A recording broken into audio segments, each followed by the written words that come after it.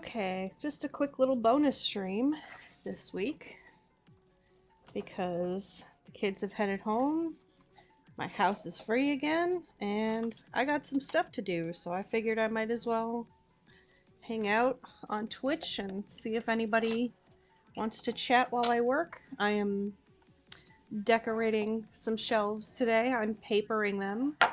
I have one last shelf to go. Alright, 7, 2, 3, 4, 5/16.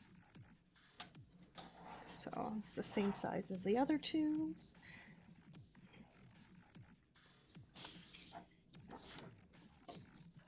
Get in here.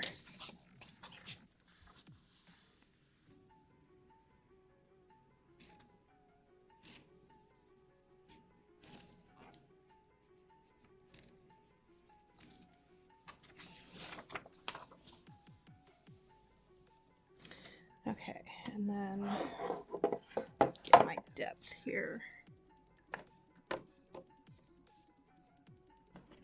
So I want to do the paper about halfway out this distance. So I think I'm going to go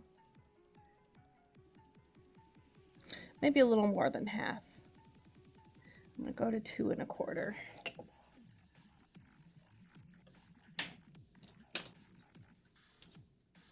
So I'm just going to measure 2 1/4 down on my paper.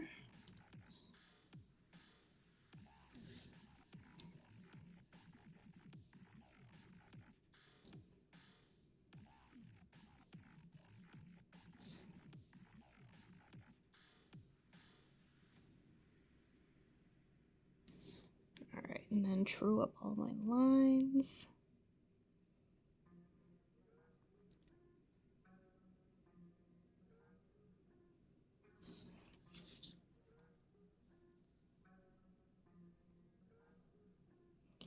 And since this one's going to extend a little further out, I want to make sure my edges are just extra super straight on this one.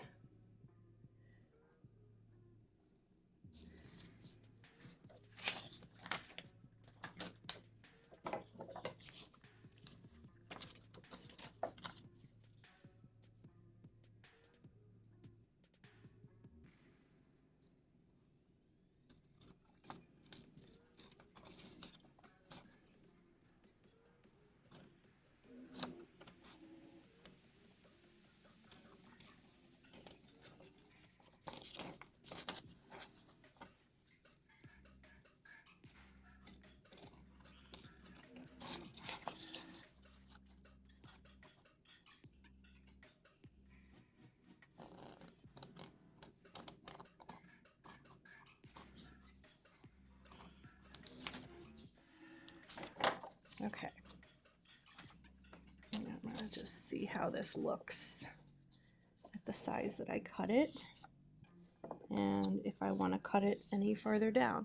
So I think I like how that looks, being on the shelf this way where you still have a little bit of a border. So everything that's not covered with the paper is going to be painted black, but before I can do that, I'm actually going to glue the paper down first, and then I'm going to use painter's tape to tape over it, because once it's done and it's all dry, I'm going to peel the painter's tape off, and then what I want to do is kind of brush just the edges of the paper with the black paint so that I can get a nice effect on that. I just want the whole thing to look kind of like whatever the goth equivalent of shabby chic is. Not quite cottagecore because it is skulls and bats, but it's sort of a cottagecore kind of feel. And now I have to figure out how I'm going to pull this up to put the glue down, because I cut it really... I feel like I did a really good job cutting it, which... There we go. Let me do that. I don't want to wrinkle it.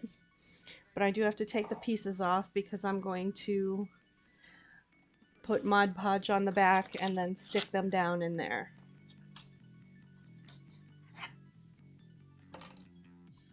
So I think this works well. I'm using my pin to just kind of nudge the edge where I can grab it.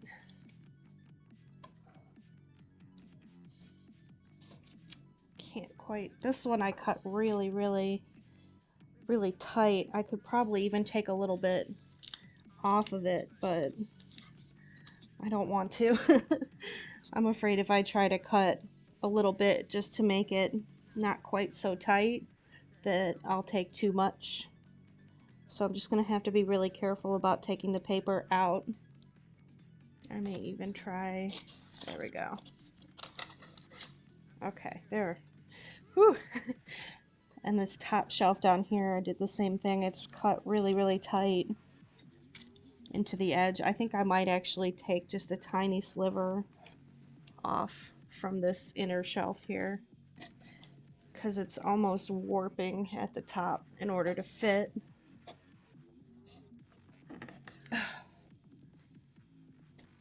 Yeah, I'm gonna have to take a little bit off of here. So, see, because it won't even pull out nicely. So I think what I'm gonna do is just take just the tiniest sliver. Let me do it this way so I can see how much I'm taking off. And I'm gonna take just like a 1/16 of an inch sliver off of the top here.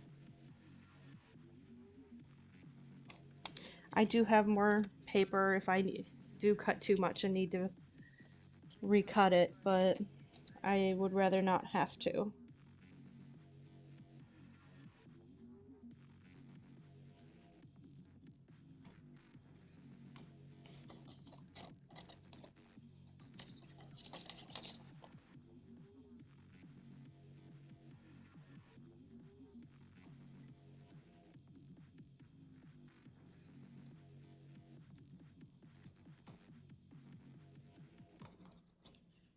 Okay, so I took just a tiny little sliver off, and I'm going to see if this sits in here a little more nicely without kind of folding up at the top.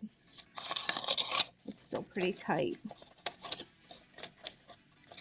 And I want to get it perfect before I put the Mod Podge in. So, okay, yeah, this is going to be a lot better. So the edges got a little wrinkled when I was pulling it up, but that's okay, because once the Mod Podge is on them,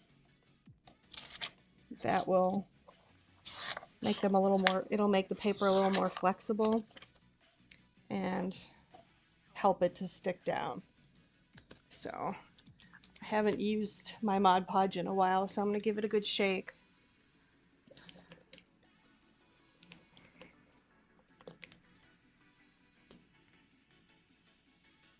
Oh.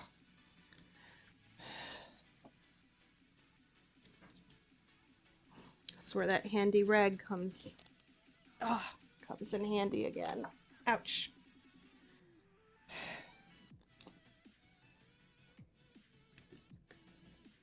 Oh, you can tell I haven't used it in a while, because, oh my. There's a whole film. I don't know if I can get the camera to focus on it, but it even has, like, can you see that? The imprints from the inside of the lid. Whoopsies. I'll just use the toothpick that I grabbed to help smooth the corners of my paper.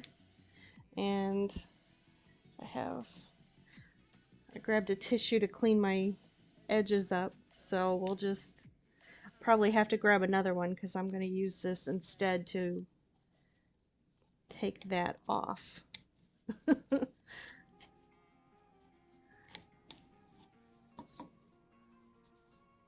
Okay, better. Nice and clean. So it's just plain old Mod Podge matte. This isn't like the fancy archival one or anything, because it's going to be behind the paper, so I'm not worried about whether or not this is going to yellow, because this paper already has like a patina on it almost. And This one's pretty dark gray. So even if it does yellow a little bit, it's not going to be the end of the world. Just have to make sure. I want to make sure one last time that my paper still is going to fit as nicely as possible. So yeah, I'm going to set this here for a second. I don't want to set it back in the pile because then I won't remember which one's which. And I'm going to put a thin coat on here, directly onto the wood. And if it gets on the shelf, that's okay, because I'm also going to be papering the shelves, but I'm trying to keep it off of the upper part here, because that's going to be painted. It's not going to be papered. And I'm sure the Mod Podge won't hurt the paint, but I want the paint to go directly onto the wood just so it soaks in a little better. I don't want to have any kind of a coating on it until I get to the varnish stage.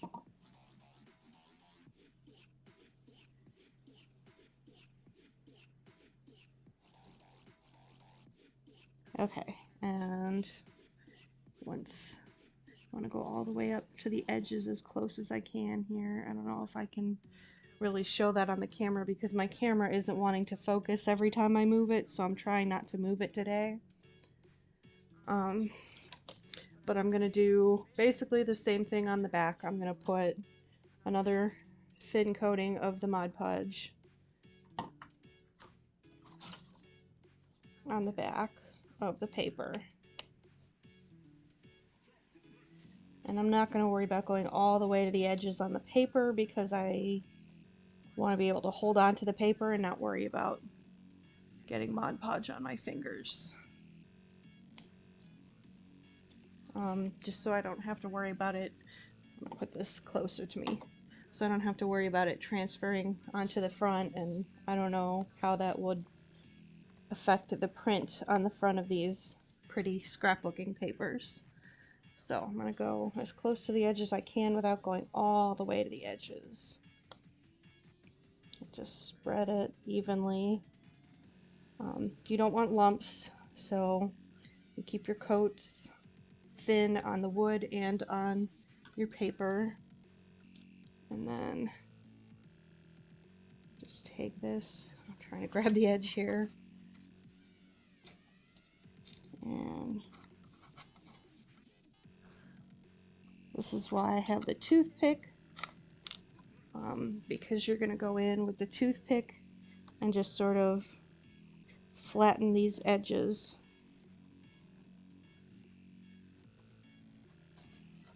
And then use your fingers to get in here.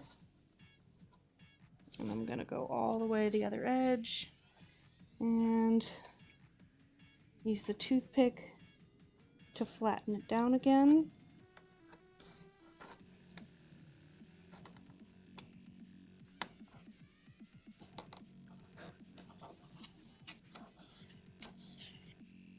And you can see there's like a tiny sliver on the top of this one. Well, maybe you can't, I don't know, where it didn't quite go all the way up to the top, and that's okay, because when it's stood upright, you won't really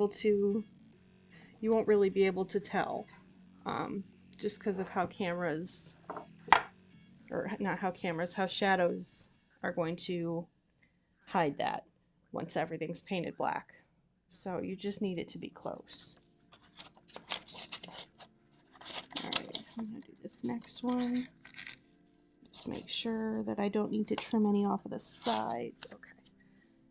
So that looks good too. So we're going to do the same thing on the second shelf.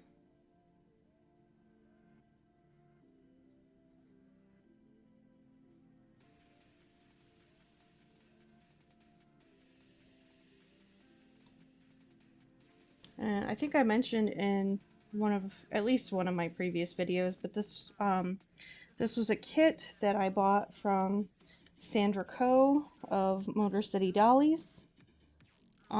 So if you do 1/6 scale doll photography and you want some shelves for your doll photography, I know she said she had to put her shop into vacation mode because she was going out of town. I'm not sure if she's back yet, but if you just check on motorcitydollies.com, she does have these listed in her shop, so you can get one of your own and decorate it however you want.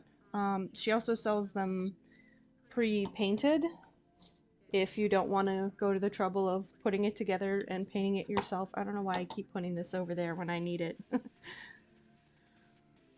My brain is still, it's still kind of sleepy. I'm a little worn out from being around children for a week.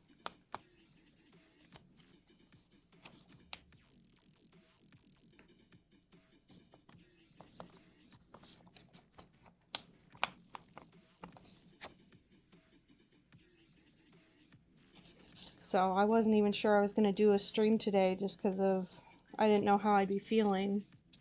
But I got some nice, easy things that I need to do today.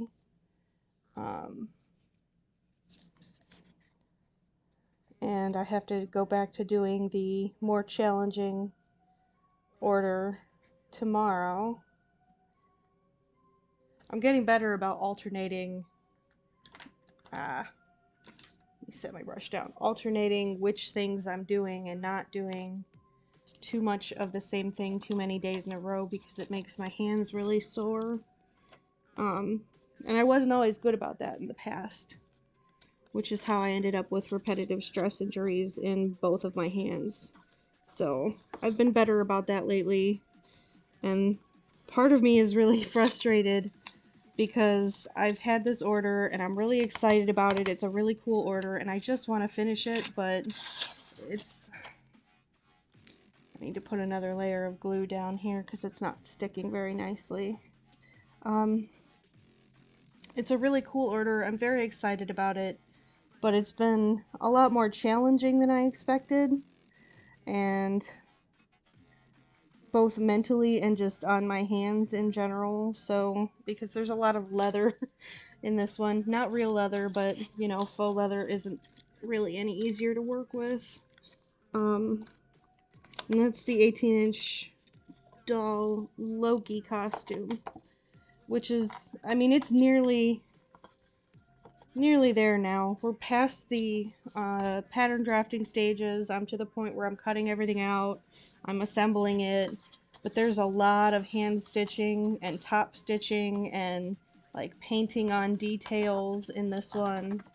And it's just very labor intensive, and I want to just do it every day until it's done and get it finished and get it out, because I'm now about a week behind because of a delay in some of the fabric arriving to me. It should have been out this week and did not make it out because I didn't get my fabric until this week. So I'm just I'm in the mode where I just want to, you know, work on it until it's done and then get it out, and that's not, I can't work that way anymore, basically. It's bad for me physically. I will hurt myself, and then I won't be able to take any orders, and then I'll be mad at myself. So it's aggravating. I really just want to work on it until it's done, but I can't. Oh no, I let that go. I didn't mean to let that go. Whoopsies. Okay, there we go. That one came out pretty nicely, so not a problem. And that last one, I think I put too much glue on the paper because it was kind of getting wrinkly. So I'm going to try with this shelf if I just put the paper on the, or not the paper, the glue on the wood.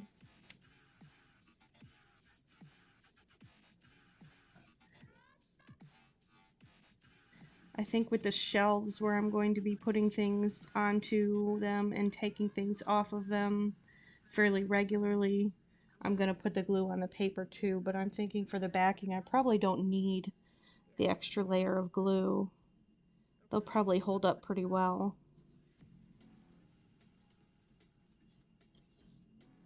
Especially since I'm going to put a layer of sealant in between gluing them on and putting the painter's tape over them to tape the other edge, or to paint the other edges. So I think I'm probably doing more than I need to do. Get into these corners here.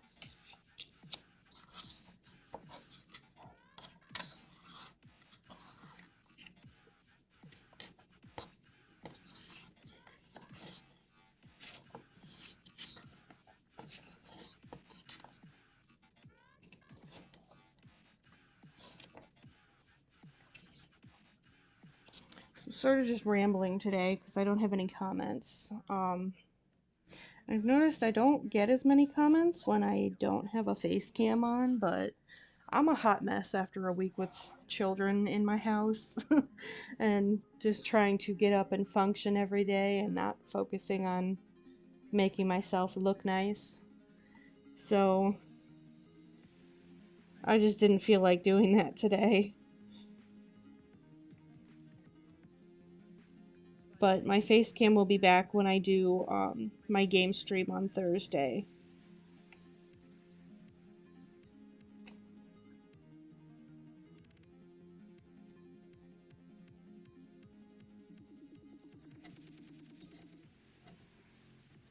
I might even put on some makeup for that, even though it's a stream that I do before I go to bed.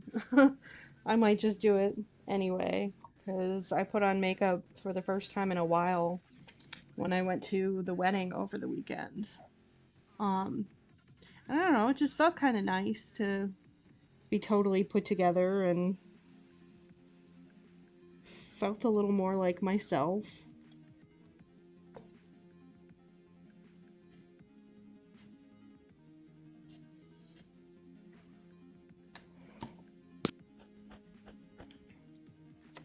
Alright. This one's a little difficult to get in there because it's got this little strip here. And I sort of have to get under that and still get into those corners.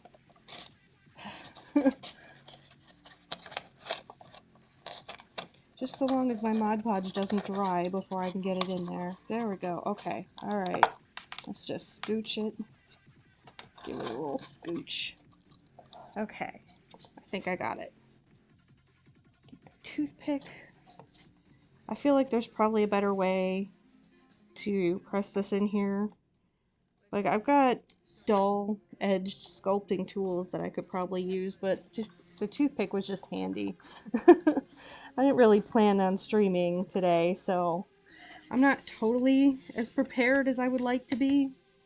Oh, this is wrinkling.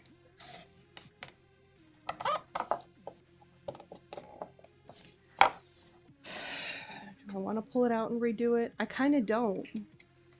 And I think that not putting the glue on the back of the paper is what did that. So I'm going to put the glue on the back again when I do the bottom one. But it doesn't look bad, I don't think. It's just kind of, it's noticeable. And that's going to bother me. Do I want to fix it? Yeah, I got a glue stick here. Let me just kind of, yeah, I want to fix it. I don't like it. It's really wrinkled. This one has like a little bubble that I could kind of get over, but this one's really wrinkling. I'm going to see if I can get it out of here without ruining it completely. I may just cut a new one. I think I'm going to have to cut a new piece. But I can't put the new piece over a piece that's wrinkled or it's going to be even worse. So I still got to get it out of here.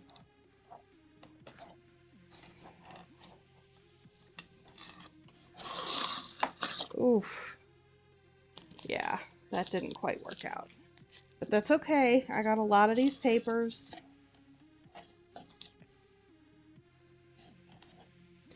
just want to pull as much of this off as I can so that I'm not putting the new one down on top of that. Let's see where I left my tweezers.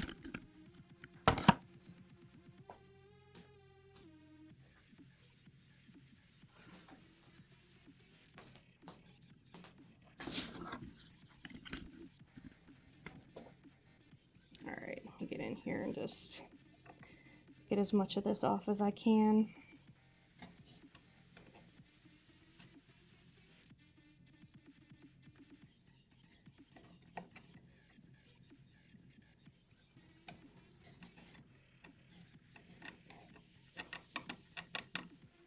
Ugh.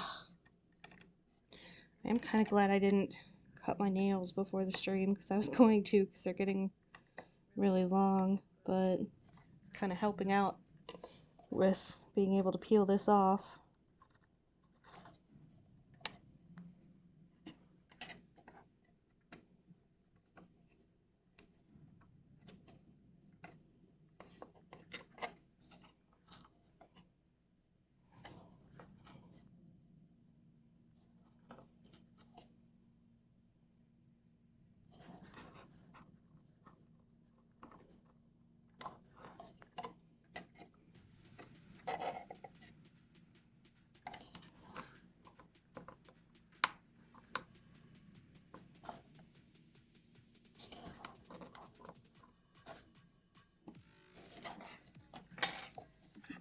Smooth out the pieces that I don't think I'm going to be able to pull over, or pull out, pull up, whatever.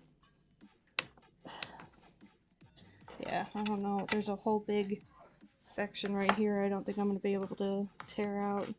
So, I just smooth them as much as I can here.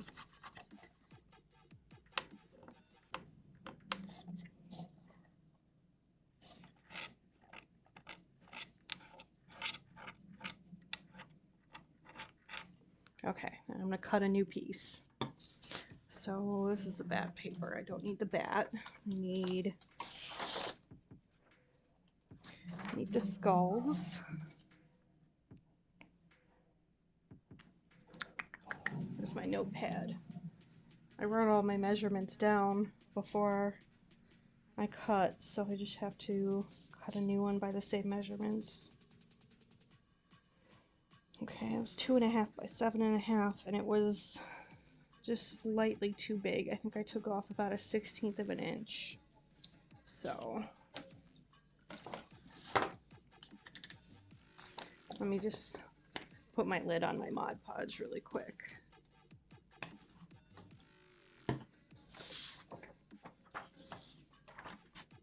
Make sure I'm cutting in the right direction. Kind of important.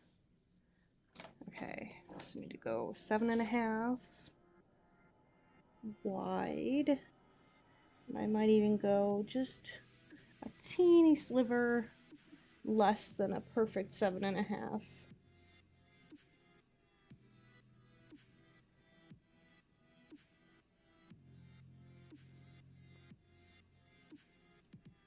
And then 2.5 minus 1/16.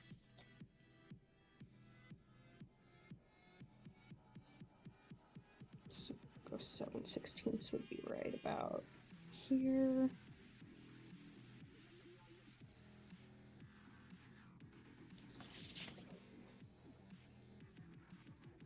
Go 7/16 again.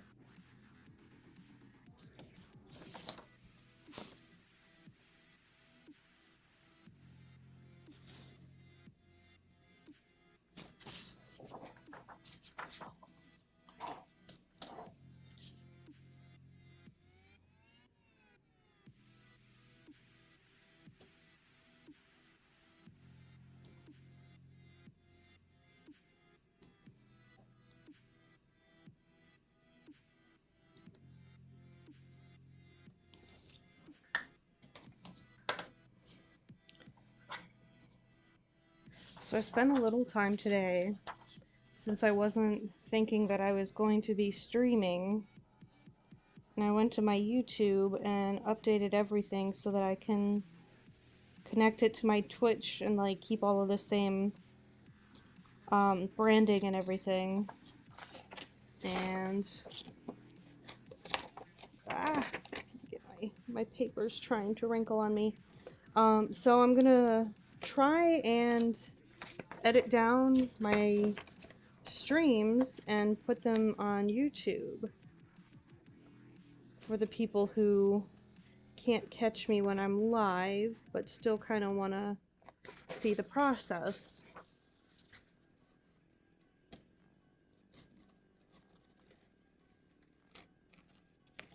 Especially when I'm doing things that are sort of more of a tutorial like this, where I'm explaining as I'm going and not just trying to speed run. Alright, I'll make sure this fits before I put another layer of Mod Podge down. Okay, let's try this one again. I'm going to put the Mod Podge on the back of the paper as well, since that seems to help with the wrinkling. Oops, I just touched the gluey part of my brush. Oh, okay. Here we go, round 2.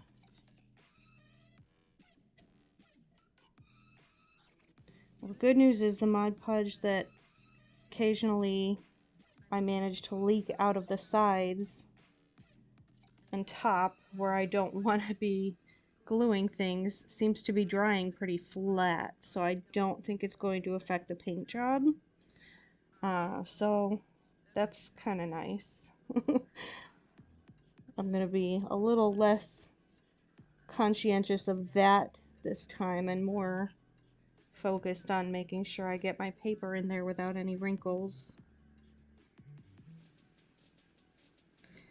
So I bought 2 sheets each of each print of the scrapbook paper so that I would have enough to make a couple of mistakes, because I know myself and I always make at least a couple of mistakes when I'm doing a new type of project like this. But obviously I only bought those 2, so I don't have enough to make infinite mistakes. Alright. Oh, I almost just did the same thing, so I forgot to put the glue on the back. I've never done wallpaper, but I kind of am wondering now if maybe wallpaper is like a similar process. Which, not something I would ever even be thinking about, except that, you know, we're house hunting right now. And I don't know, some of these houses have like wood paneling. And I'm thinking about how much it would suck to have to paint a room that's wood paneled, but maybe you could get some of that cool like stick-on wallpaper to put over the panels or like paint over them. I don't know why so many houses in this area, it seems like everything that is in our budget in our area has wood paneling in at least one room of the house.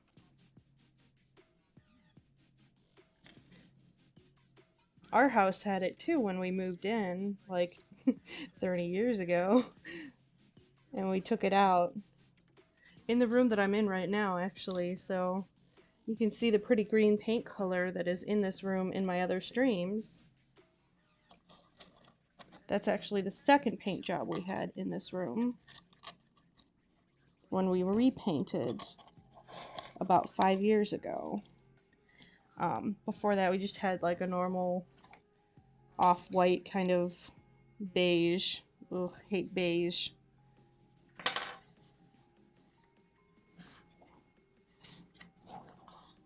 Now it's a really nice, super pale, like a minty green in here, which is really pretty.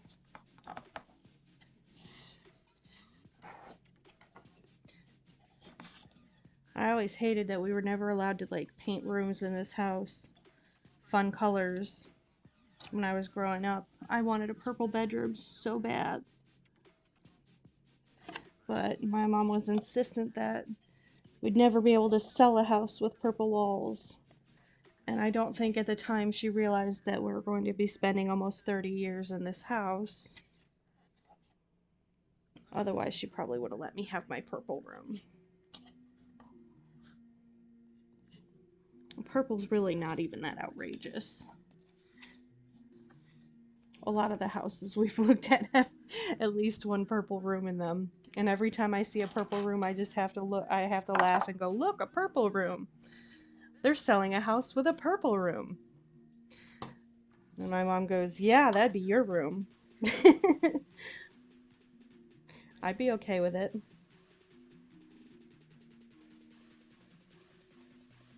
The first house I went to see, I actually really did like the color in the room. It was the exact shade of lavender gray that I wanted to do in my room in this house before we realized it would be easier to move rather than make this house more handicap accessible.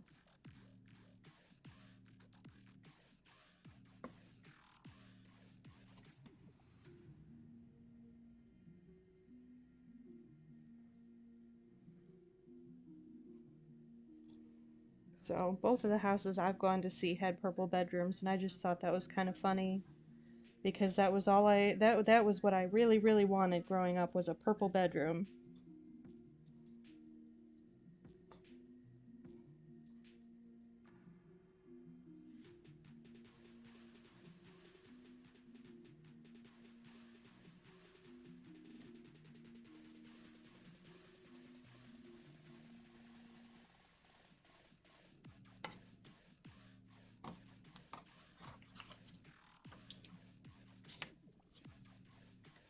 Okay.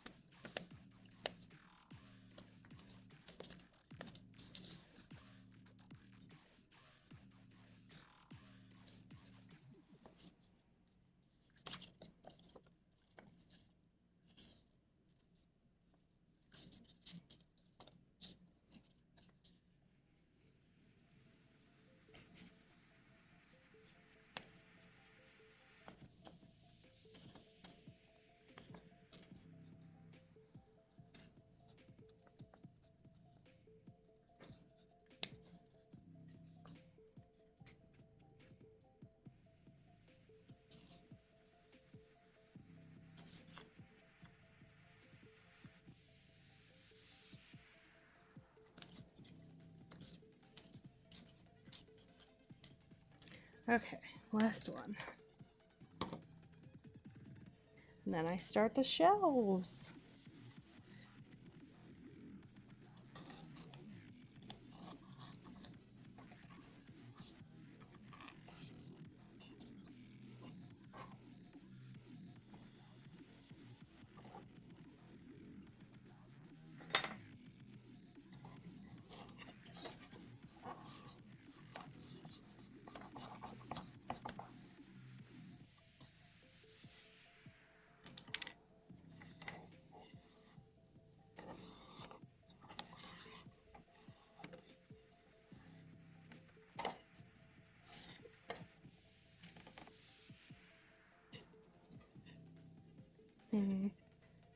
Probably could have taken a little bit off of the side of this piece, but that's okay. We'll just tuck it really well into the corner.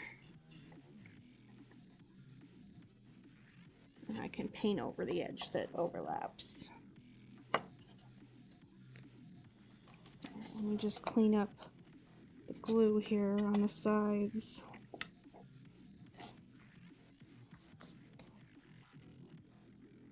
I don't want to leave blobs so that when I paint it goes on nice and smooth.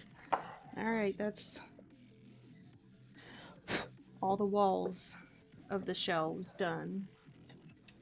So I'm going to do the actual shelves now.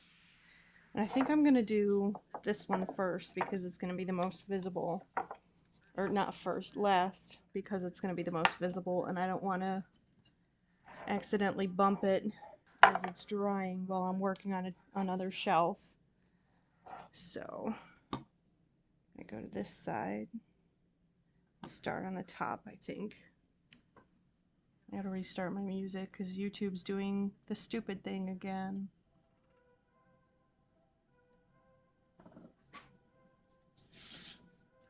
Move this paper.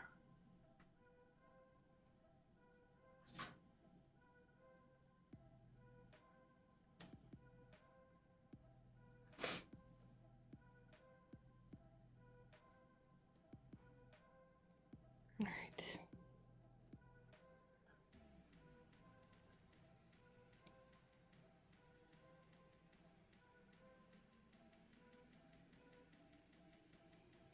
So now I'm going to try and be really careful to get this all the way up to this edge and not quite all the way up to the back edge, because I don't want any to squeeze out onto that back paper where it might be visible. So I'll just make sure that I paint the back edge of the paper better so that it still sticks down.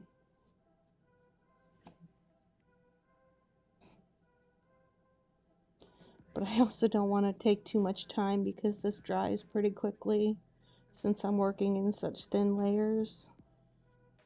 And I don't want it to dry before I get the paper on it. So I feel like these are the same size. I don't think it matters which one goes where. Nope. Okay.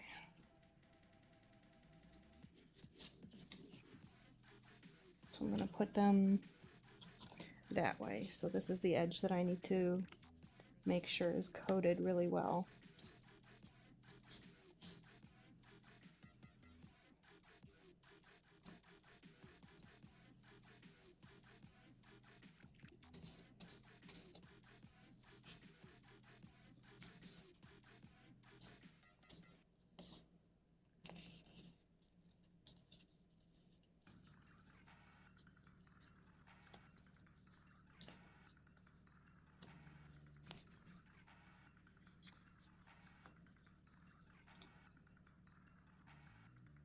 You can kind of tell that the paper gets more flexible even with a really thin layer of Mod Podge on it, which, where did I put my lid, is what's going to help this, because with the shelves, I'm not going to be able to show this on camera because I have to look very carefully at what I'm doing, but okay, get that on here.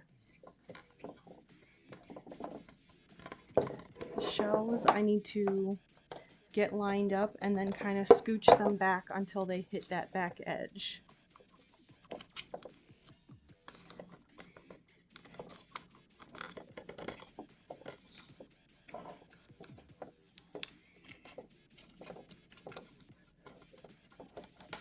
You just have to be careful not to push them all the way down until I know that they're touching that back edge, because the glue will stick to itself very, very quickly, and then you won't be able to move them without tearing the paper.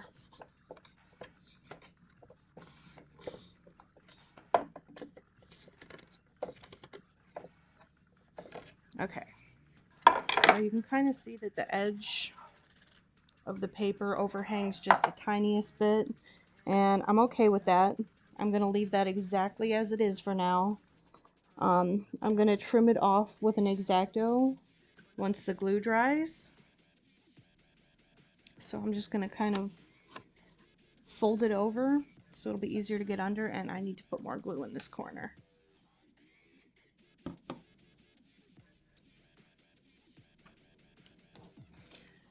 Just sort of fold it over so that it'll be a nice crease that I can slip the X-Acto into to trim it up.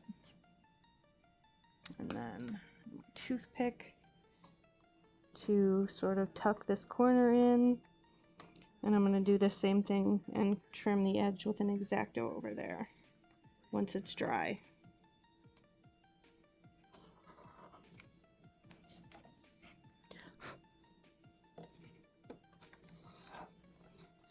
Just making sure we're totally smooth here.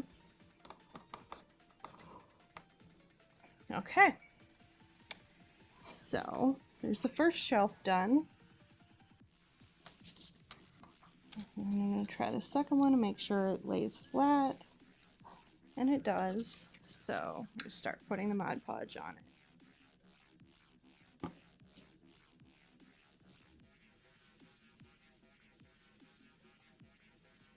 I'm going to avoid that inside edge again because I want to be sure that I'm not going to squeeze any glue out that's going to become visible on that back wall papering.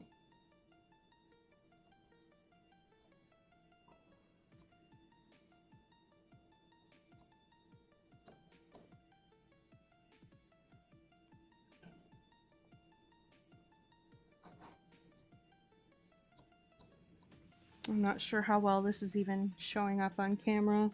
I'm doing my best. It's kind of hard. I really need to go to like Best Buy or something and at least look at cameras and kind of get an idea of what I want to trade in my DSLR for so that I can start thinking about a better streaming camera, because I want one that I'm going to be able to control the focus on, for one thing. And I just want a better quality one. And I want that Geek Squad protection, man. I get that protection plan on everything I own, all of my electronics. It has come in handy so many times over the years.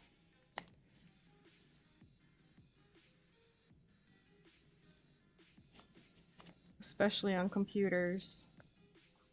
If you're getting a computer, it is absolutely worth the extra money to get the Best Buy full coverage protection plan, because they do, I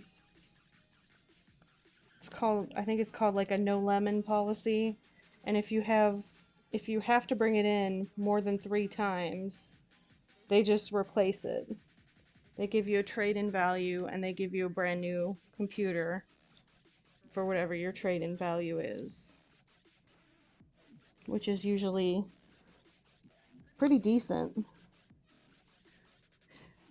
And I get kind of attached to my computers, so I don't always want to trade them in, but if it comes down to continuing to replace parts on a computer or just getting a brand new one, sometimes it really just is nice to get that. Essentially, it's an upgrade every few years, and you end up paying about half the price of actually buying a new computer.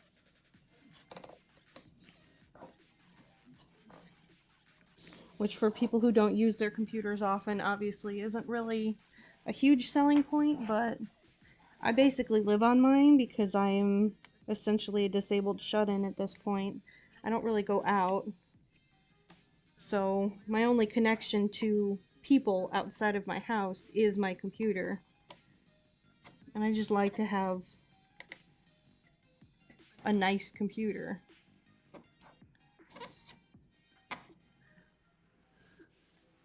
And I've always had the protection on my cameras too,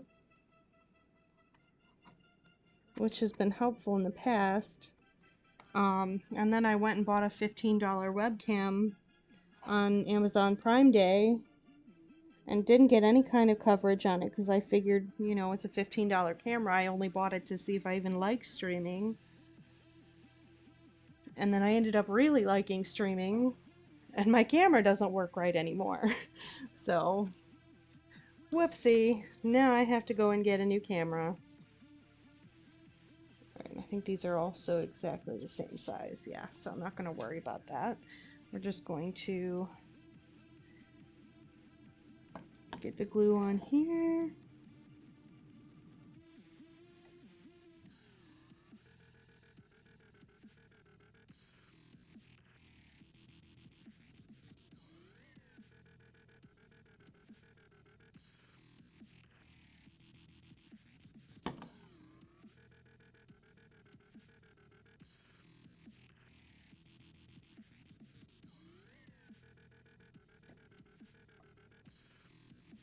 So I was trying to think of something fun I could do for my art stream next week, because I'm hoping to be done with basically all of my orders by then.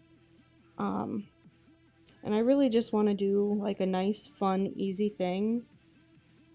I was almost going to do another needle felting painting, but then I thought, you know, one of the suggestions that I was given for cool things to try out on my channel is to go to those like 5-minute crafts and like Troom kind of pages and watch one of their videos, or even like, oh no, I drew it on the back paper, even like the TikTok art hacks, and just try some of those and see how well they work. And I think that could be kind of fun, especially trying the ones that are supposedly designed for beginner artists, because I am still very much a novice at most art forms. So I think it would be kind of fun to go on there and see which of them actually are good and which ones are junk that you should ignore. So I think that's what I'm gonna do for my art stream next week. And then after that, I'm gonna do the stacking dolls. I just want to take a week off and do kind of like a no pressure, easy thing. Just give myself kind of a break for a week, which I know some people would probably be like, you know, you don't leave your house, you don't do anything, why do you need a break? But bro, I just had 3 kids in my house for a week. I need a break. And I took on 8 orders at once for some reason, because I thought that that was a good thing to do, and definitely overworked myself, and I'm going to need a break after that to just kind of relax and do next to nothing for a little while.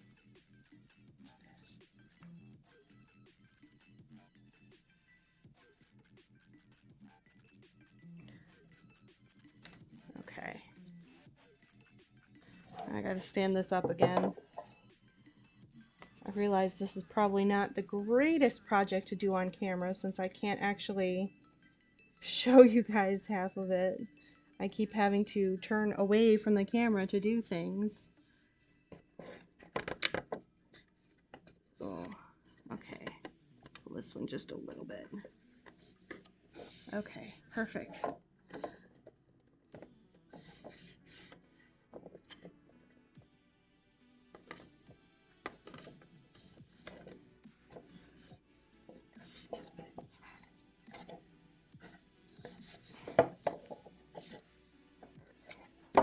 Okay. I want to make sure these are perfectly lined up with the edges on here, because I cut these ones a little closer and they don't hang over, so I don't have anything to trim. Okay. Press my corners down.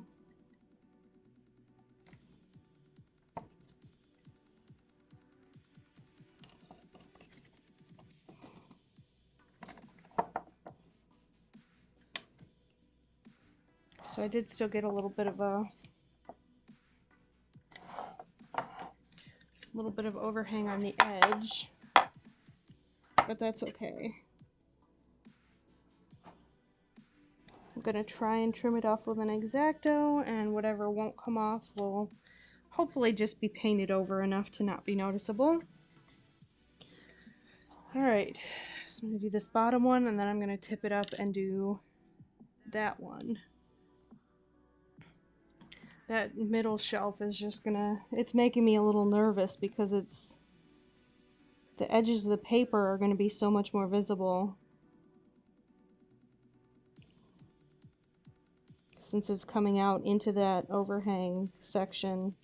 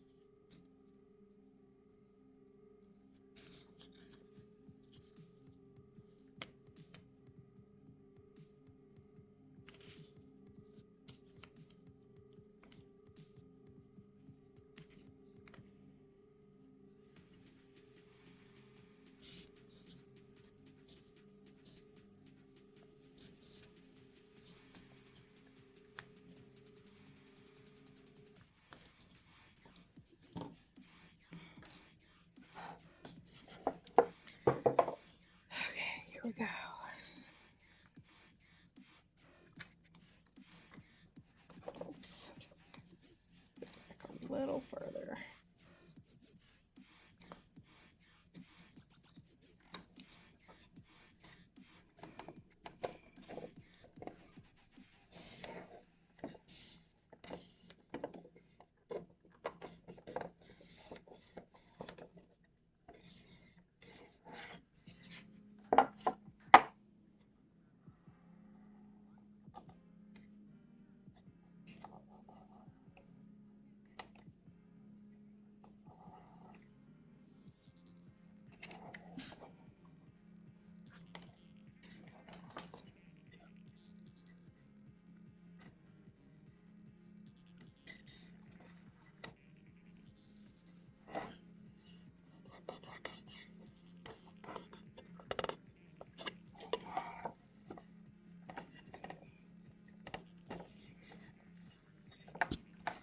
Okay, nice and smooth.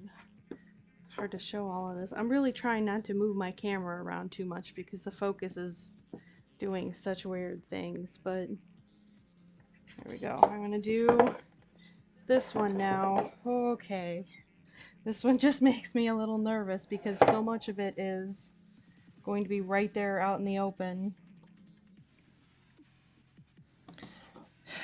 I don't have nice, neat edges to line it up against like with the other shelves.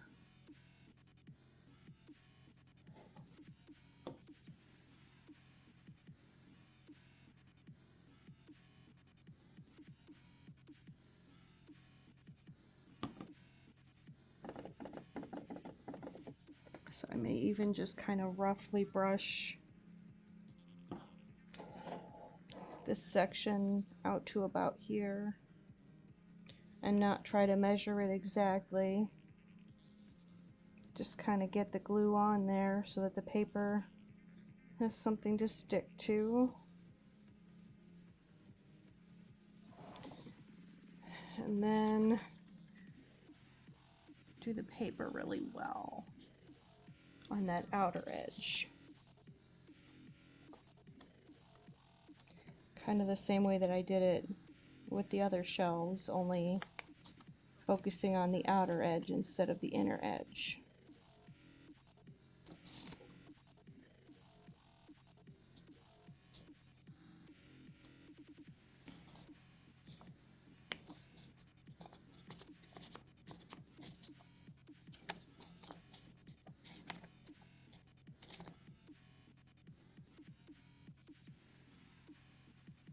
Hey, Julie. So it's kind of a surprise stream since I wasn't I wasn't sure I was going to do one today.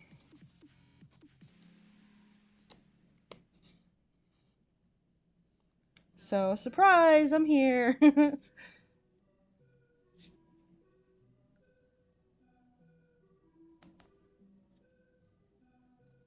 was planning on starting to put the house back in order after the kids went home today, but I'm just tired. I didn't really want to do that, so instead I am decorating Sandra's shelf. Well, my shelf that I made with Sandra's kit.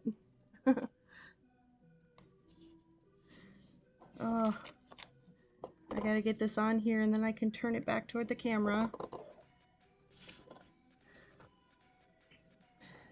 This is the shelf that I was the most nervous about doing because, again, there's no nice, neat little edge. I'm just decorating out in the open. So I think I lined it up pretty well, though. I need to get my edges down a little bit better. Oh, they went home this morning. They're probably not on the road now, but yeah, they left. I think they probably must have left like 5 or 6 this morning because I didn't hear them leaving. My house is a disaster, as it always is after they leave. But you know, I survived. Alright, I'm just gonna do a really thin little layer of the Mod Podge right along the edge here. trying to get the paper and not any more of the actual shelf than I have to. And then just gonna smooth it on there. Okay. So I'm gonna try and show this. I'm trying not to move my camera too much today because the focus is doing weird things. So this is how it's looking so far. And all of the raw wood areas I'm going to paint black, and then I'm going to sort of take a dry brush and blend in along these outer edges so that it looks kind of aged. So that's that project done. Now I just kind of have to sit here and wait for it to dry, and then I can put a coat of matte varnish over the paper so that I can paper tape over it in order to paint the black without worrying about pulling up the paper.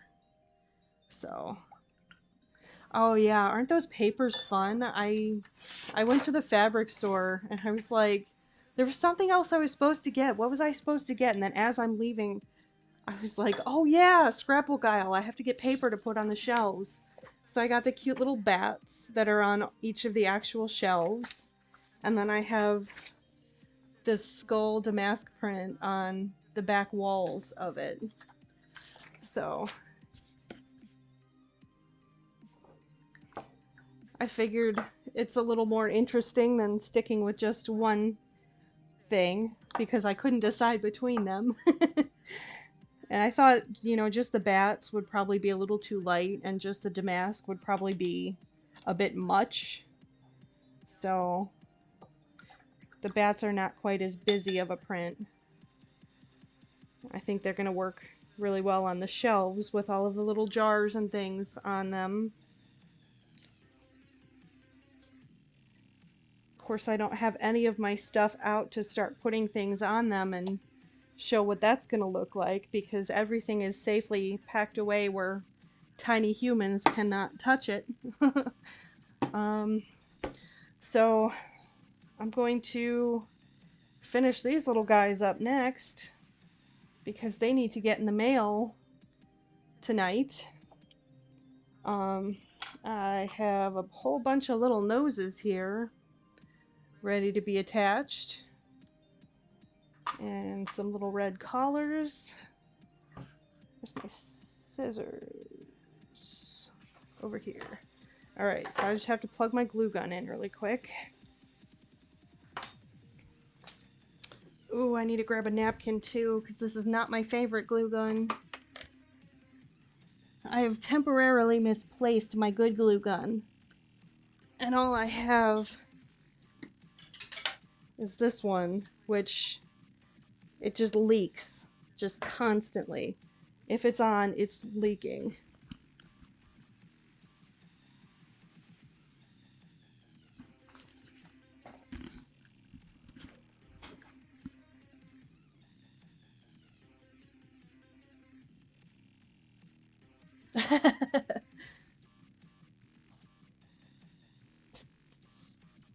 Yeah, I have a couple of pairs of wireless headphones. If I could figure out how to get them to work with my OBS, I would probably use those when I stream so I don't have this extra cord in the way, but OBS only seems to like to work with, you know, my gaming headphones. I can't even use just the speakers on my laptop with it. It won't pick up any sound from me. I spent like an hour one day just trying to figure out how to get that to work and couldn't get it to work, and I just gave up. I'm sure there's a way, but I need to get somebody who's a little more tech savvy to come and show me how to do these things.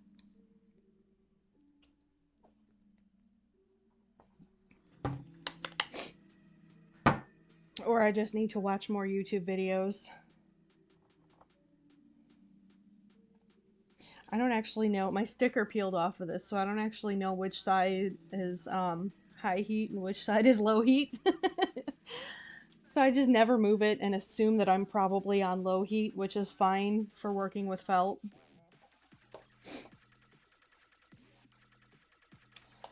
but it takes forever to heat up, so. Oh yeah, it's great. I have one pair that like sits around my neck and has little earbuds attached, and then I have one pair that are literally they're just like little earpieces. And I kind of like the one that sits around my neck better because I must have like really small or weirdly shaped ears or something, but like the earbuds always fall out. So at least with the one that goes around my neck, like they fall out and then they're just hanging by the cord.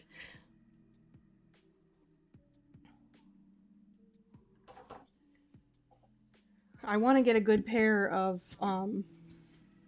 like the gaming kind of headphones that are wireless, but I looked at those and it seems like the cheapest gaming ones are, you know, with like a microphone that you can use in-game chats with. It seems like the cheapest option for that that's wireless is around $100, and I feel like that's too much to spend on headphones.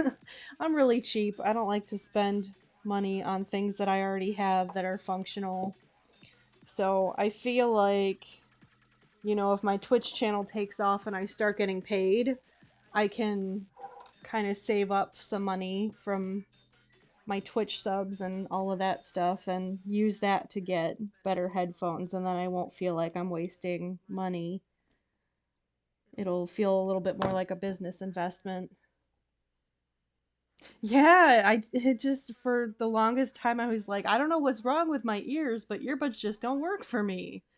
They always fall out. I try putting like the bigger earpieces or like the little rubber pieces. I try putting the bigger ones on and they won't fit in my ears at all. So I'm like, okay, it's not that I'm wearing the wrong size. Let me put the smallest size back in and then they still fall out. So I don't know.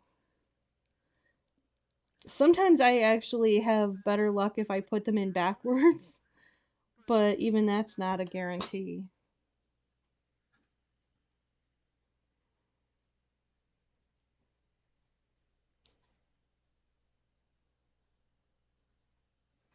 And my music stopped again. I hate that YouTube does this. I know a lot of people use Spotify, but it's another account. I don't want to make another account. Oh, my paper's sliding away. I just don't want to make another account. I know I could. I know it wouldn't cost me anything. I just don't want to do it.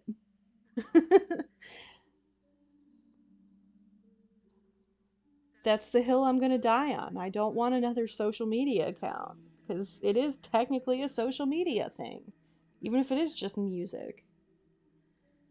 And that's the thing is like I don't listen to music actively. If I'm not streaming, I pretty much always have some sort of visual media going, whether it's like a TV show or a movie or, you know, the art YouTubes that I like to watch. I'm a watcher, I'm not a listener. So, like, Spotify would serve no purpose other than not having to occasionally turn my music back on during my streams. So, I'm not going to make a whole account just for that. I'm just going to keep complaining about YouTube turning my music off halfway through my stream.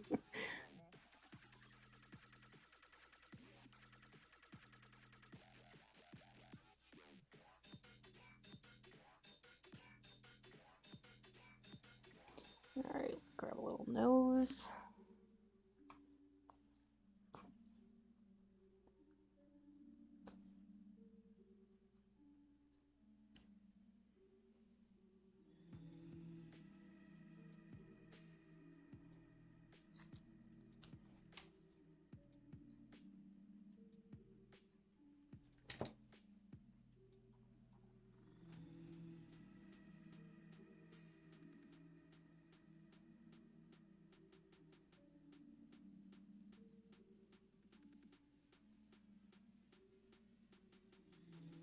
Ooh, I feel like these little noses came out so much squishier than usual this time. I don't know why. I guess that's probably not a bad thing, because if they get squished in shipping, you can just kind of squeeze them right back into the right shape again. So it's not the worst thing that could have happened. I'd rather them be too squishy rather than be really solid and then they get squished out of shape in transit and somebody is sad because they have like a smashed nose on their little puppy. Ugh, see, this glue gun, it just constantly, it just leaks. I hate it. I don't like this gun. I need to invest in like a really good glue gun. But again, it's one of those things. I grew up poor. I spent a lot of years with literally zero income outside of what I would occasionally make at flea markets, and it left me with a mentality of I'm not going to replace things that work perfectly fine, even though they technically don't work perfectly fine. Like this clearly doesn't work fine because it leaks. But I'm still too stubborn. I can't convince myself that I need to replace it.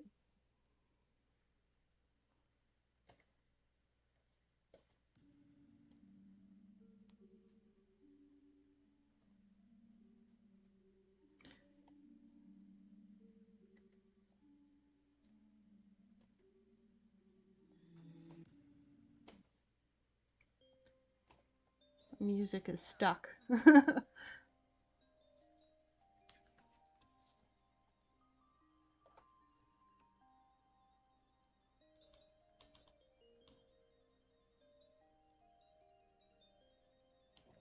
I think I need to just start putting things on my Amazon wish list more frequently, because what I've noticed is that other people don't mind buying me things that I need for my birthdays and for Christmas, and they're like, I don't know why you didn't just buy this yourself, but here you go.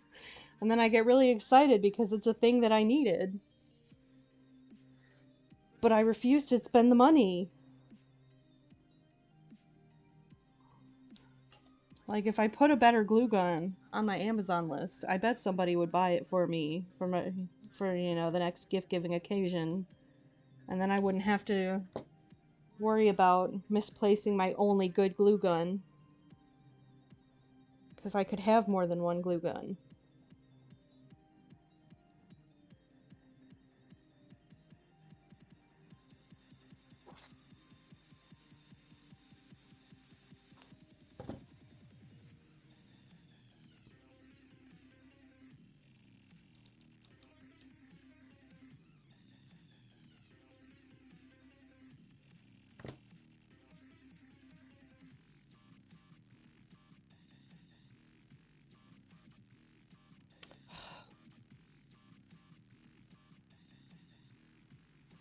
I need to get my little thread snippers so I can get all the little tails off of there.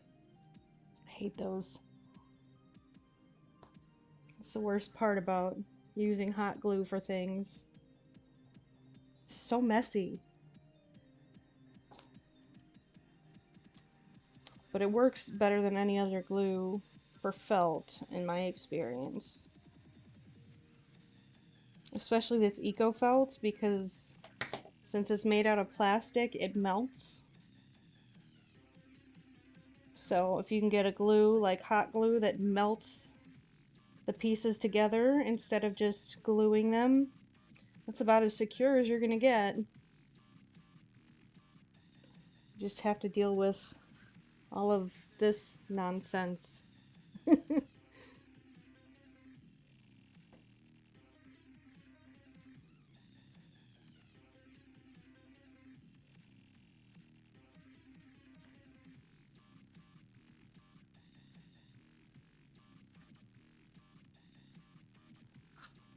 I need to put a little bit more.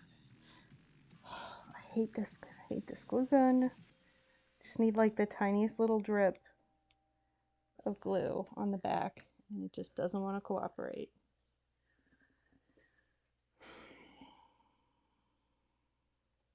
Yeah, see, these came out so squishy this time. It's like I can squish it totally flat and then like fix it and it's fine. I call this clay marshmallow clay because it dries so squishy, but this is especially squishy.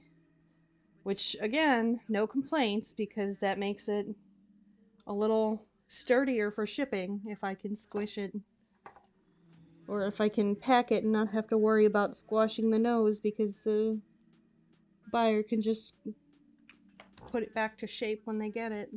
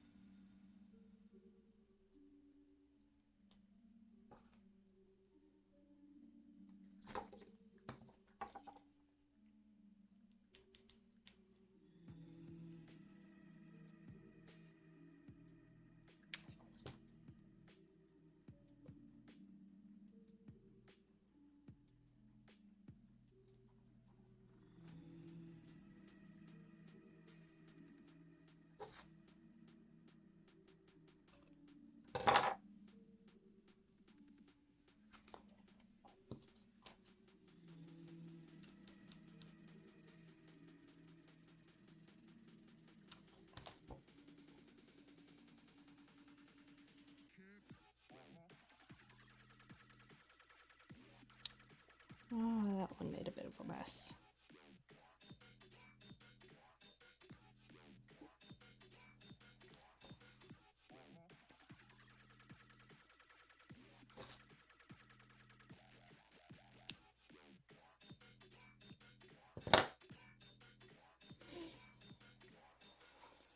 Just gotta clean that up a little bit.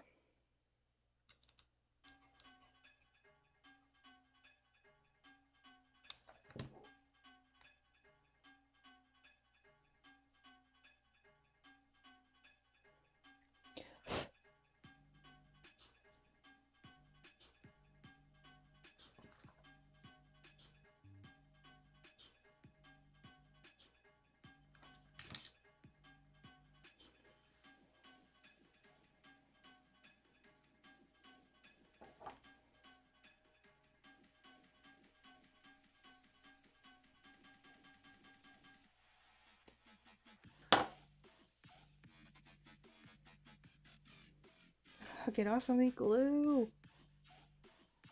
Alright, that's much better.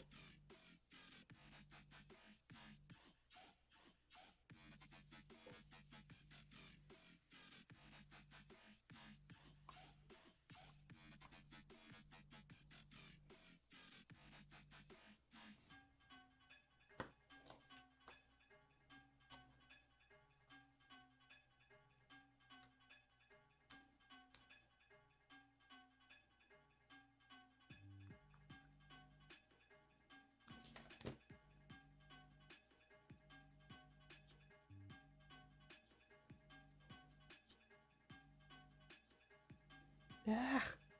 I have such a love-hate relationship with hot glue.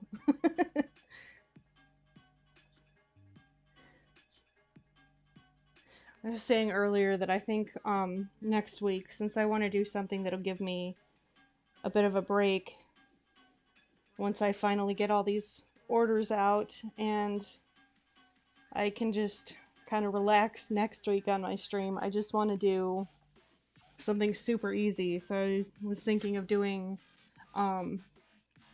trying out some of the like 5-minute crafts and Troom and TikTok, like the art hacks and all of that kind of stuff. You know, those videos, the ones that everybody likes to review, and just kind of see if any of them are any good or not.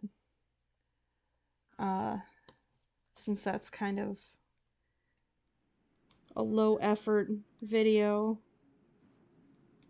that still tends to perform kind of well, and I just think it would be fun to do. Because I like to watch them and laugh at them, but I don't actually really try them. So for all I know, some of those might actually be good. And as I'm sitting here fighting with my glue gun, I keep thinking that maybe I should do one of their glue gun hacks videos because there's so many of those.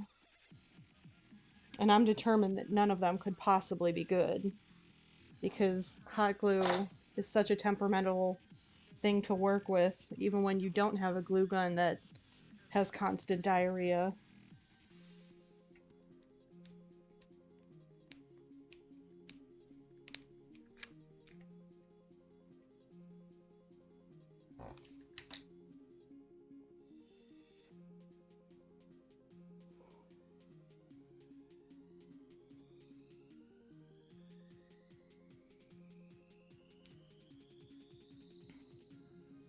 And I know Jenna Marbles did some of the glue gun hacks back in the day. I love Jenna Marbles. I miss her videos so much.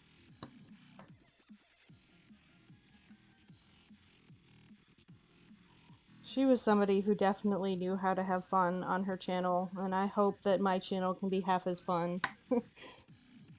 So I might try to do some of those too, just because I think they seem like they might be kind of fun to play around with, even if they're not very good.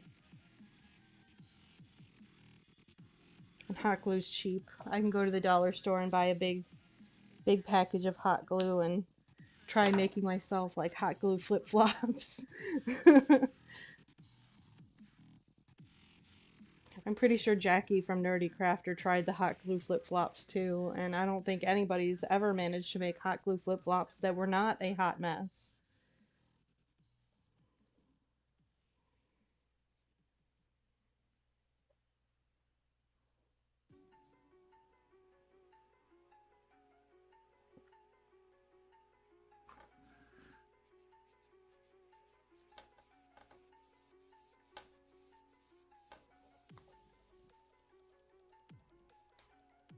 Oops. So I put the varnish on these little dudes, on the little noses, on pins so that they don't roll around and like get little dents and stuff in the varnish. And sometimes you get these little tails when you pull them off. So I'm just gonna clip that little tail really quick. You don't want to pull on it because sometimes it takes some of the good varnish with you. So you just want to take scissors and clip it as close as you can and then kind of flatten it.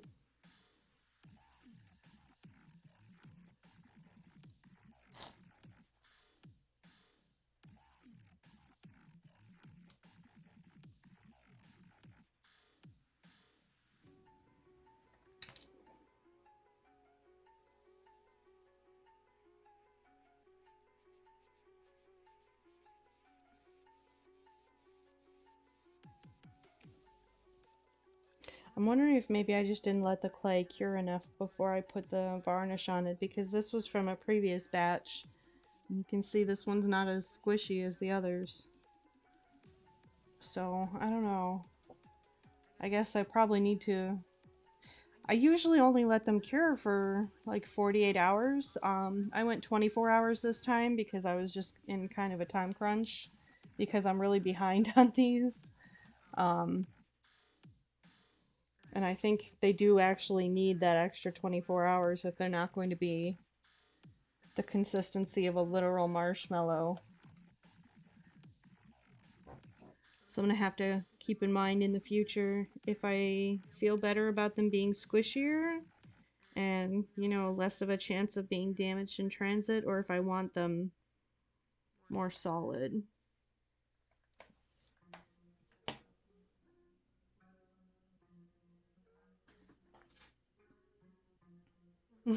I think my camera doesn't like that I'm working with something white with my very white hands. Because this picture is like really blown out.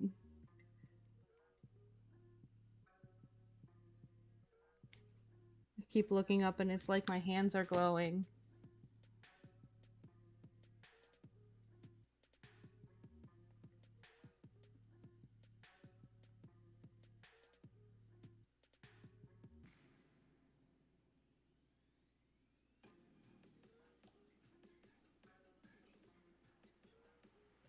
off. Glue strings.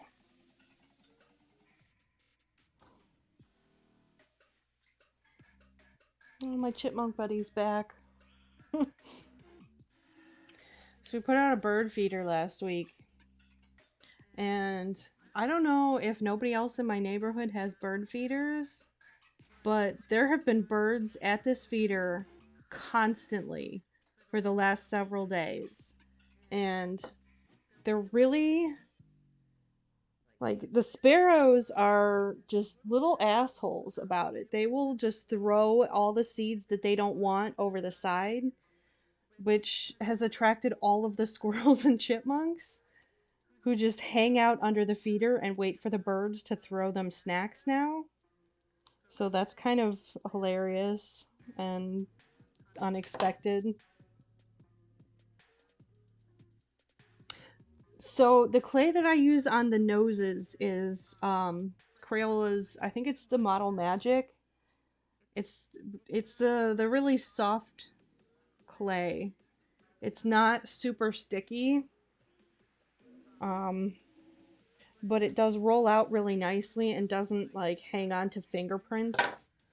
Because I did do one round of the zeros where I used epoxy sculpt and I was fighting fingerprints like the whole time and it was just such a pain. But these end up really smooth. I'm just trying to pick the nicest one. Alright. I think this one's good. So yeah, I use like the Model Magic and it comes out normally kind of squishy, but this is just like, it's like a marshmallow. It's still like moldable after 24 hours and it normally isn't, but it does soften up after you put varnish on it. So I think it was soft enough before I put the varnish on it that when I did seal it up, it got even softer, and now it's just literal marshmallow texture.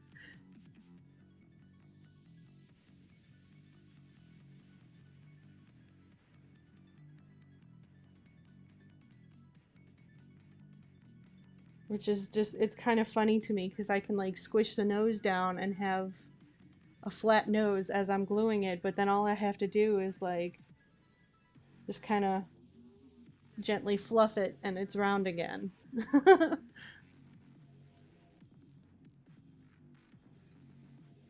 Yeah, the air dry clay is slightly different. I think their air dry clay is more of a fibrous clay, like a paper clay.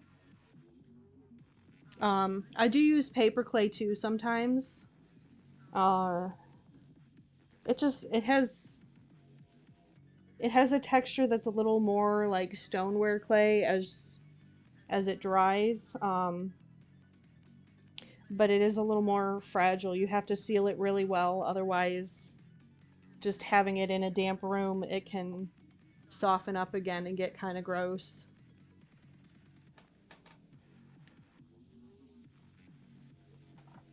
Alright, let me see if this is dry. I'm going to put my layer of sealant onto the paper so I can paint it. Or I would if I had my sealant out.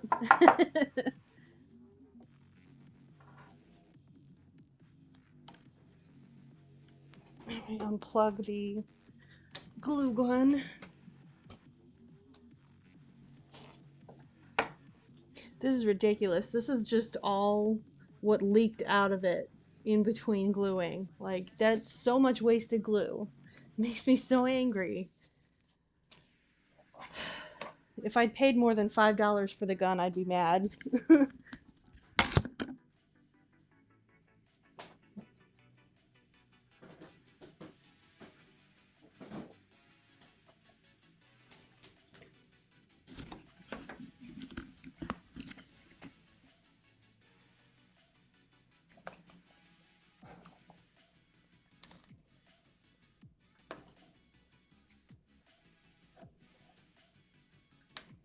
Yeah, I like working with it because I do like paper clay and air dry clay.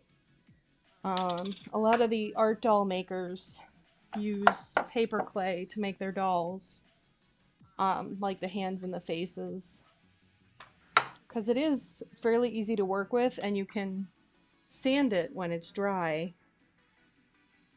like epoxy. I just tend to be kind of lazy about sealing things, so it's not something that I work with often because it's easier to use things that don't need to be sealed quite as well, like epoxy. I wish epoxy was cheaper though. I don't like the cost of epoxy at all.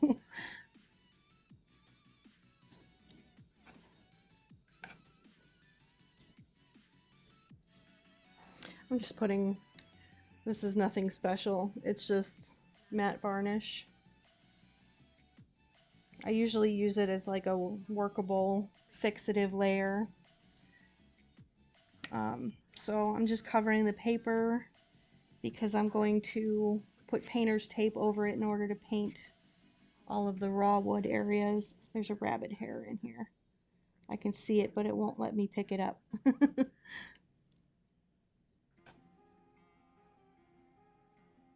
So I'm just putting this over the paper so that the painter's tape won't pull any of the paper up.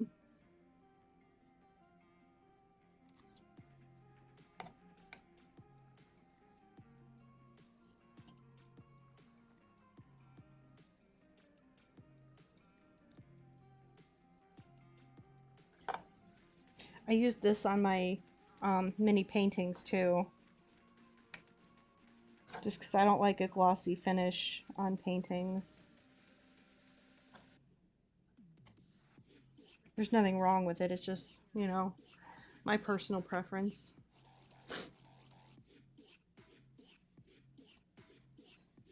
Yeah, I like clay that you can sand.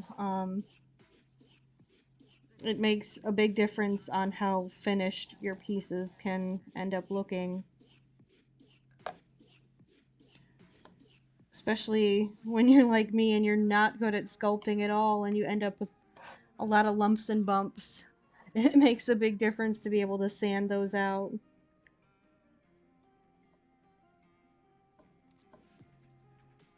I use paper clay when I sculpt on my dolls sometimes if I don't want all of the weight of epoxy, because epoxy gets real heavy really quick.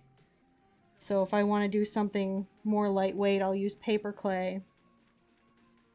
And I do like to sand it a lot because otherwise you don't get a nice clean edge. It ends up being pretty obvious where the clay starts and the face ends.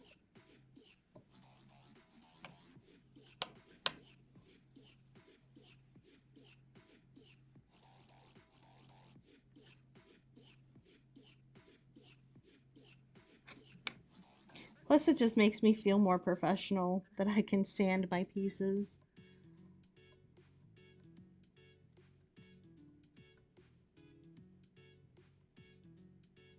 I got a whole bunch of sanding to do soon. I need to get this down better. It's not sealed in all the way to the edge.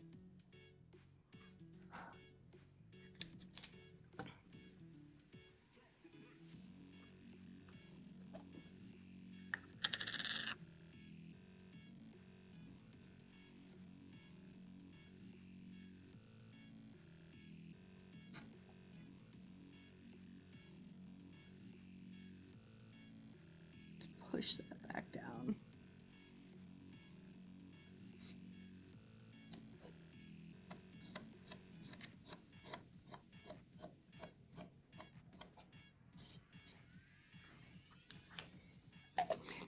Yeah, wonky works for pots. I like it.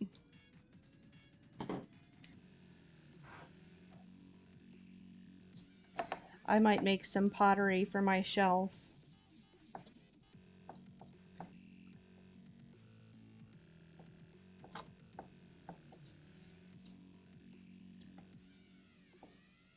I'm going to be hitting up my friends with 3D printers too to make me some little miniature stuff. I also found out from someone that some of the libraries in my area apparently will 3D print things for free. You just have to have like the files, and you take the files to the library and you just use their printer, and it doesn't cost anything. Unless you want to make like a lot of prints or a big print, and then it does cost a small amount, but it's like a flat price.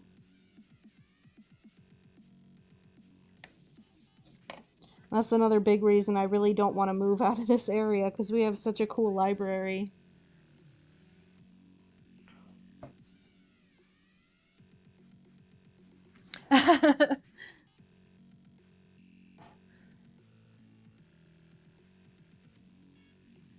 Yeah, good headphones will separate out music and voices.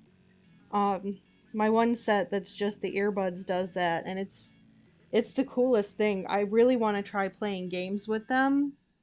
If I can get them to sync with my OBS, I'll do a stream with them, because I think that that's going to end up scaring me a lot more, because it separates like ambient sounds and throws them all around you, which is really cool.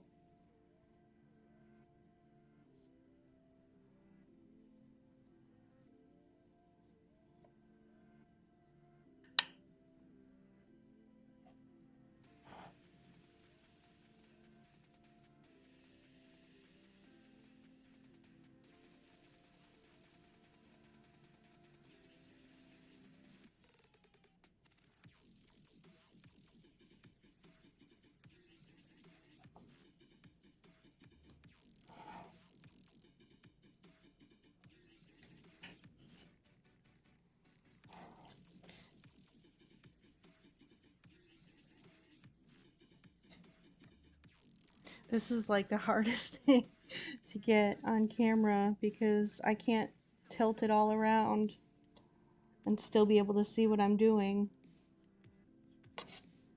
I think if I had painted this on stream, it might have been better.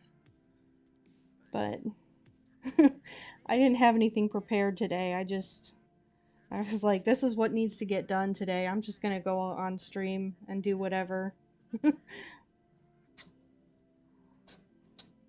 Just because I'm sitting here working on it anyway.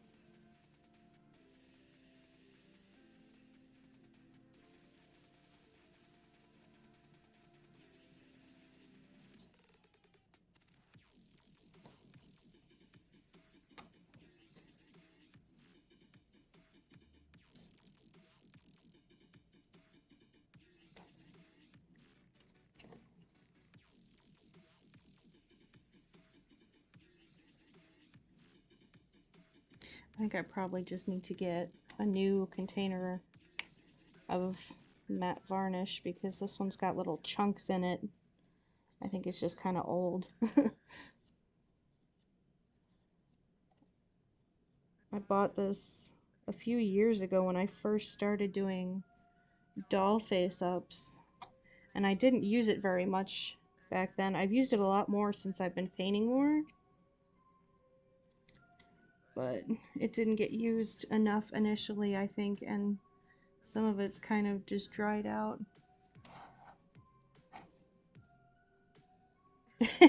He's an old man.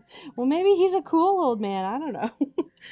I met the coolest old lady when I went to look at a house. I think it was last Wednesday.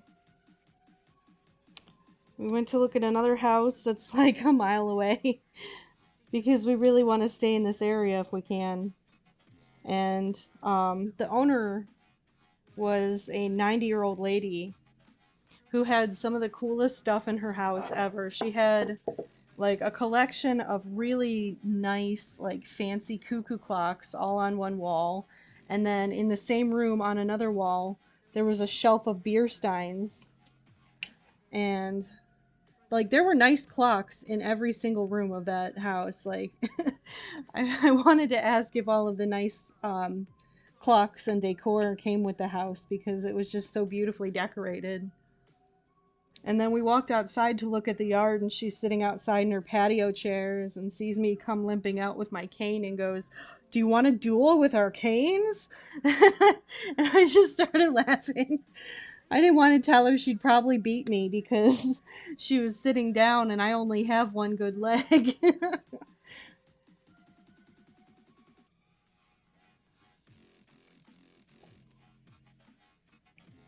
But yeah, she was such a cool old lady. Man, I don't think we're going to end up buying the house just because of the price, and it does need some stuff done that puts it just out of budget, unfortunately.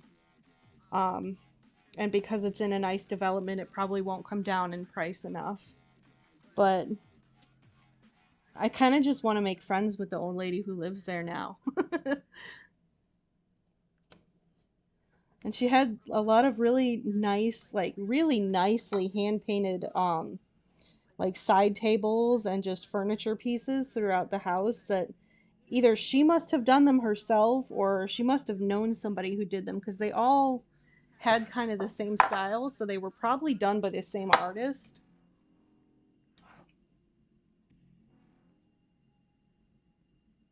Yeah. Yeah, because it's not a good seal on the varnish. There's like crust around it every single time I open it. It's just cheap varnish that I bought because, again, I wasn't sure if it was something I was gonna use frequently or not. Same with my $15 webcam that is now becoming the bane of my existence.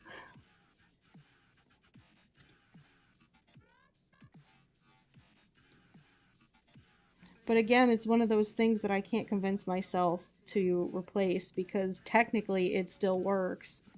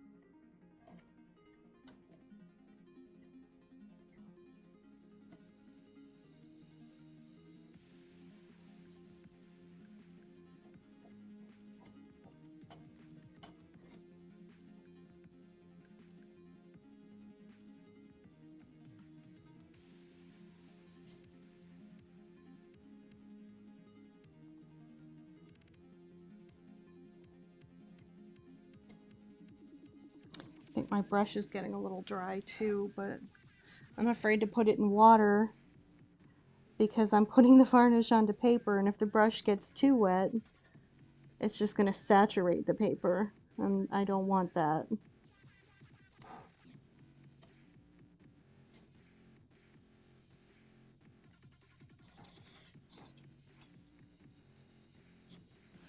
Oh, bubbles. Just need to not worry about it. If I keep trying to touch the bubbles to push them out, I'm just wearing the paper down. There's like a really, really small bubble in this shelf, like right here. Like just a little tiny space where I didn't get the Mod Podge onto the paper. And because I have OCD issues, like it's gonna bother me to know that it's there, even when I have stuff in front of it.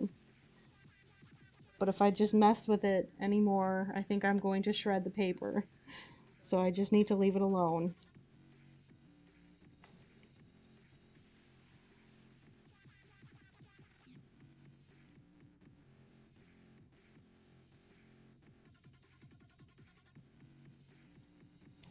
I'm trying to get these last shelves done a little quicker because they're bigger. And I don't want it to sit long enough for brush strokes to develop.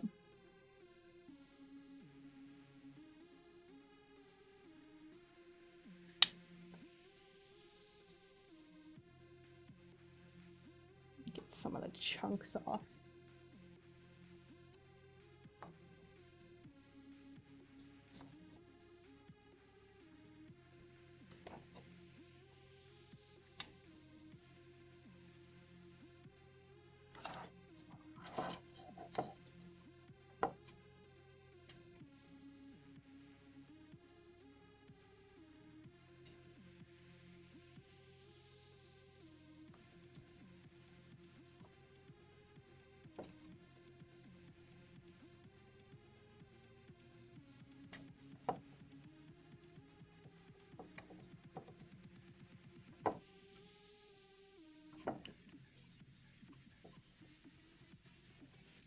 Spray Mod Podge. I did not know that was a thing.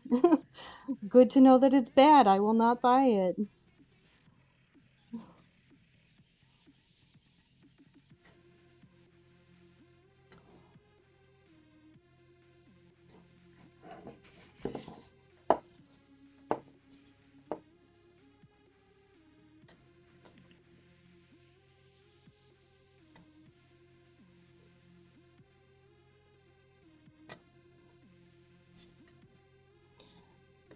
Mod Podge is such a classic, man. I've used that instead of the varnish sometimes. And I don't even have like the good archival one. I just have like the cheap, like the very basic Mod Podge matte. But it works pretty good as like an in-between layer when you just need a quick layer of protection over something, but you still want to be able to work on top of it.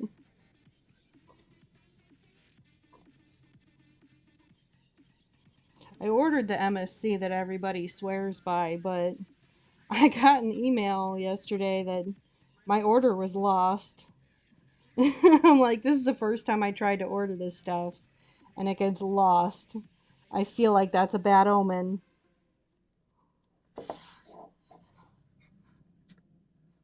I've been so nervous about it because it's so toxic, but I bought like a fancy respirator and the N100 or the is it P or PN 100 filters? I don't remember. Whatever the really nice filters were.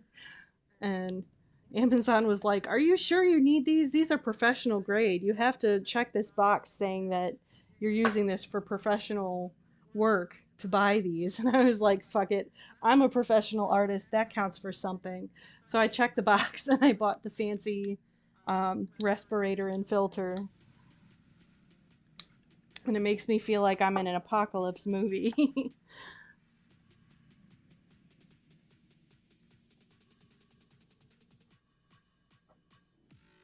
Oh no. Oh, that's terrible.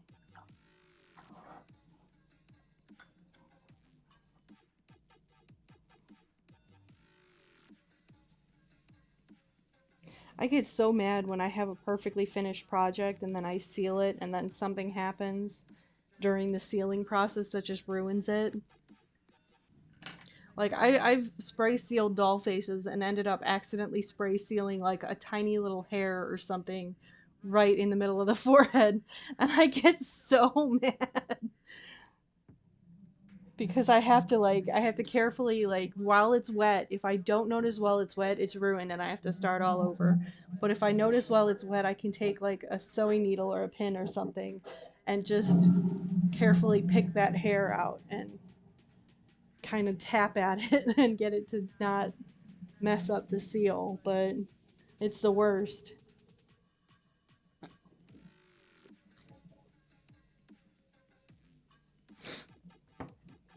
Yeah, I was scared to use it for the longest time because of how toxic it is. So everybody assured me that if I have a respirator with the right filters, that I'll be fine. So I bought like a fancy one. I bought one that has like a quick release because sometimes I get claustrophobic if I have things on my face. And I was like, oh, quick release, cool. So if I have a panic attack, I can just rip that off. So I bought that, and I think the whole thing, like all together, because I got the respirator and the filters were both on sale at the time that I got them. So I think I spent like $45 on everything. I just have to be careful about replacing the filters every so often. The reviews said that basically if you can smell anything through them, then you know that they're not good anymore. So I feel like I can just test them with like a scented lotion or something. And if I can't smell it through my respirator, then I know I'm good to spray the MSC. Okay, that was all I had planned for today. I don't really know what else to do. I have to wait for all of the varnish to dry enough that I can put the painter's tape over it. So, yeah. Well, I'd show it, but I'm not doing a face cam today because my hair's a hot mess. It hasn't been washed in like 3 days. I had to get this stuff done before I take my shower because I'm all gluey now. So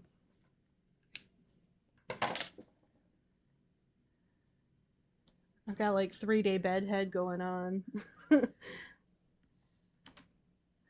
But yeah, it's cool. I put it on when I first got it, and it made me feel like I was a character in an apocalypse movie.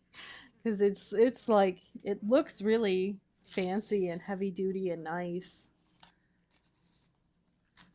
So I feel like it's gonna be good enough. And I know I technically probably should have been wearing a respirator with some of the things that I do anyway, especially like with sanding the doll faces because it's plastic. Um, so I've got like a stack of doll faces that I have to sand. That I was waiting for a nice day so that I could be outside with the respirator on and not get too hot so I can go outside and sand those. So I'll probably get those done this week and then start working on faces on my stream soon. Uh, I do have projects planned though. Um, yeah, I think I'm gonna wrap up. So, yes, Tank Girl vibes. Yeah. So, okay, let's see what's on the agenda. Thursday, I'm gonna do some more BioShock. I went in yesterday and unfortunately I started playing BioShock again because I wanted to see where it left me because it crashed during my last stream. So unfortunately I did lose basically all of the progress that I made on my game stream. I had to pretty much do that whole section over, but it went a lot faster the second time because I didn't have to try and follow the arrow that's really hard to follow. I knew where I was supposed to be going and I got through it, and I'm basically at the same place. I think I accidentally went like an extra couple of minutes before I realized, oh yeah, I'm doing this on my stream. I need to wait to finish it. Um, I really been enjoying BioShock a lot. I've enjoyed it more than I thought I would.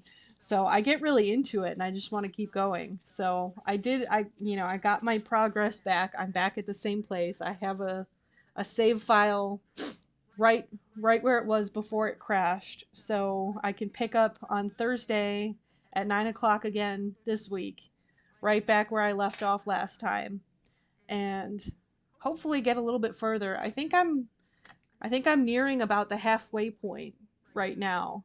So it'll probably be maybe 2 or 3 more streams before I finish BioShock. Um, I haven't gotten to the bees yet. I feel like the bees is like the 3/4 finish point, and that's what I'm excited for because I know there's like a thing you can get where you can control bees, and like I really just want to send bees at people. So I'm hoping to get to that in the next one. I think it is the next one because I feel like the garden is that guy that I talked to who gave me the grenade launcher in my last stream. I feel like he's the guy who gives me the bees. So the mission that I crashed in was to bring him the security camera. So I got the security camera. So I'm pretty sure when I bring it back to him, I'll get the bees. And that's like the 3/4 finish point. So I'm hoping to, get through that section on my next stream. And then the stream after that will probably be, the game stream after that will probably be the end of the game. So I've heard it's a good end to the game. I don't think I've ever seen the end of the game. So I'm looking forward to it. Yes, I want to get to the bees. I'm really excited for it. I know it's probably like not even the most exciting of the, powers that you can get. There's like electricity hands and setting things on fire, but I'm just looking forward to these bees, man. So yeah, probably a couple more game streams and I'll finish that, and then I'll go to Layers of Fear, which is a horror puzzle game about an artist who loses his mind. And I have played that one before, but I don't remember the ending. So it's basically going to be almost like a first playthrough again, and that one's really fun. It's got a lot of like atmospheric scares in it. They're not like jump scare heavy, so I think it'll be another fun one to play on stream. Um so yeah, I'm going to do BioShock next Thursday, and then next Tuesday I'm going to try out some of the art hack videos and try some of those on my stream so that I have something, low pressure, just kind of a fun thing.